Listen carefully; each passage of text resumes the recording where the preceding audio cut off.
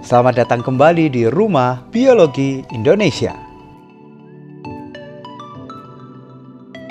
Kali ini Rumah Biologi Indonesia kedatangan tamu yang akan memberikan tips kepada kita semua bagaimana cara menjebol Pekan Kreativitas Mahasiswa atau yang biasa kita kenal dengan PKM.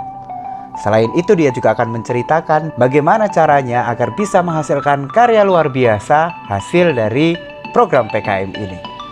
Ini dia Mahfud Siddiq, seorang mahasiswa sarjana biologi dari Fakultas MIPA Universitas Lampung. Dari kegiatan PKM yang diikutinya, Mahfud Siddiq menghasilkan beberapa video yang punya ribuan viewer. Kita simak sedikit cuplikan salah satu video karyanya. Dalam rangka ikut serta dan menyumbangkan ide gagasan untuk menjawab persoalan SDGs diantaranya yaitu Zero Hunger, Clean Water and Sanitation, Affordable and Clean Energy, Reduce Inequalities, Responsible Consumption and Production, Climate Action, and Life on Land. Kami mendesain sebuah gedung pertanian dan peternakan keberlanjutan yang dilengkapi dengan teknologi canggih ramah lingkungan.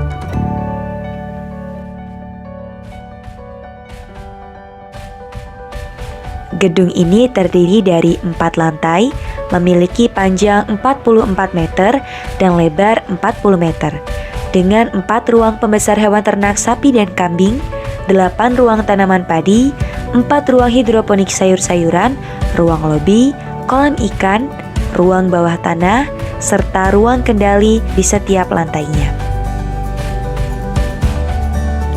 Gedung ini memiliki sumber energi listrik utama dari tenaga surya dan sumber listrik cadangan dari limbah hewan ternak yang diolah menggunakan metode microbial fuel cell.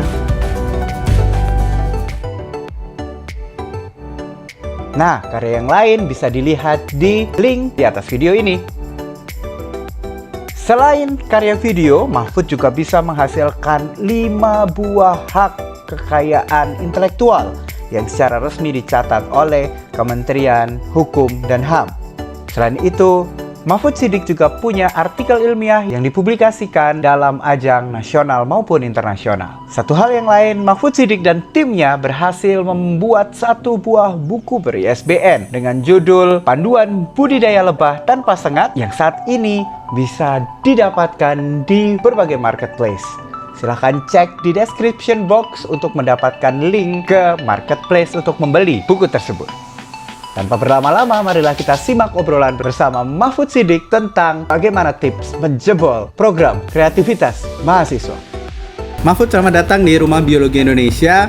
Terima kasih sudah menyempatkan waktunya.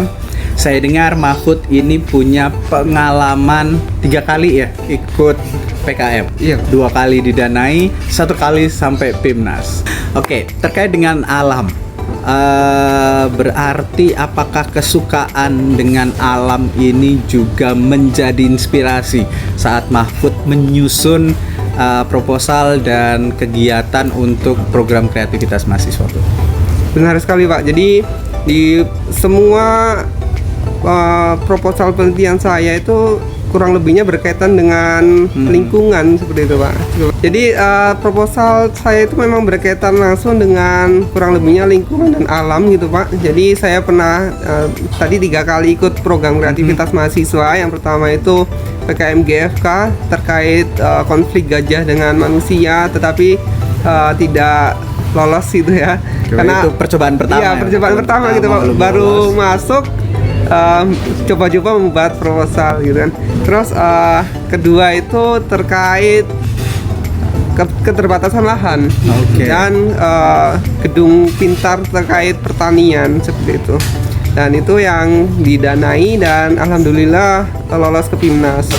Oke, sampai dengan PIMNAS. Berarti ada didanai kemudian nyampe PIMNAS. Apa pengalaman waktu PIMNAS? Pengalaman terkait PIMNAS secara langsung sebenarnya kurang sih, Pak, karena kan waktu itu online gitu ya, Pak ya. Jadi pengalaman untuk PIMNASnya itu kurang terasa, tapi untuk proses dari tahap awal sampai ke PIMNAS itu sangat luar biasa gitu, Pak, untuk mengeluarkan effort dari tenaga, pikiran sampai waktunya seperti itu, Pak. Karena memang kurang lebih 1 tahun kita dari menggagas proposal sampai ke bertanding di PIMNAS seperti itu, Pak. Oke, tapi sayangnya karena Iya. itu dapatnya online ya, dapatnya online sehingga PIMNASnya hanya melalui layar kaca. Iya, benar. Iya, belum bisa menikmati vibes-nya PIMNAS secara langsung. Oke, belajar dari tahun kedua, kemudian tahun ketiga apa bedanya? Nah, untuk tahun ketiga saya mengambil bidang PKM yang berbeda, yaitu terkait pengabdian kepada masyarakat. Nah, kalau yang awal itu kan gagasan futuristik, konstruktif, dan sekarang namanya FGK.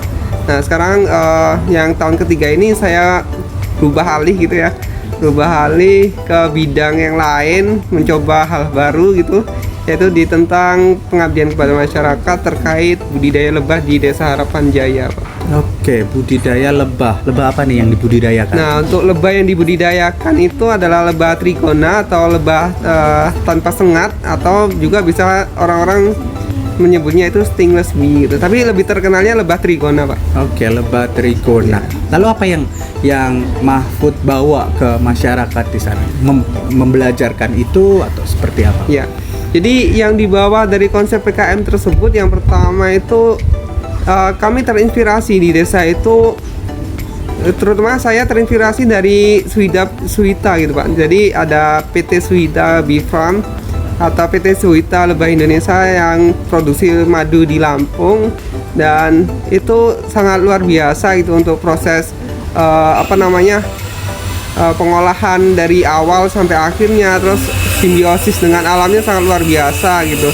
Dan ketika saya datang ke Desa Harapan Jaya itu terdapat potensi-potensi lebah di situ, Pak. Dan saya terinspirasi dari situ, sehingga saya menggerakkan masyarakat itu, Pak, untuk ayo membudidayakan lebah ini, karena lebah ini berpotensi menghasilkan income yang lumayan untuk masyarakat seperti itu.